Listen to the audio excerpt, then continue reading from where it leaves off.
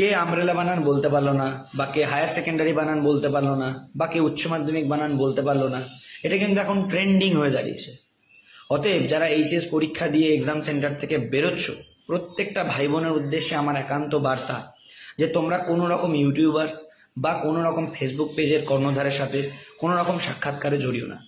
কারণ অনেক সাধারণ মানুষরা অনেক সাধারণ ভুল করেই ফেলে, আর তোমাদের তো এত বড় একটা এক্সামের প্রেশার, কি বলতে কি বলে ফেলবে, সাধারণ একটা কথায় অসাধারণ হয়ে দাঁড়াবে, 2 মিনিটের মধ্যে ভাইরাল হয়ে যাবে। প্রেস্টিজ ইস্যু, প্রেস্টিজ নিয়ে টানাটানি, বাইরে বেরোতে অসুবিধা হবে। অতএব এই সমস্ত ছোটোখাটো সাক্ষাৎকারে যদি তুমি অ্যাটেন্ড নাও করো, তাতেও কিন্তু তোমার নাম্বারের কিছু যায় আসবে না, বা তোমারও কিছু যায় আসবে না।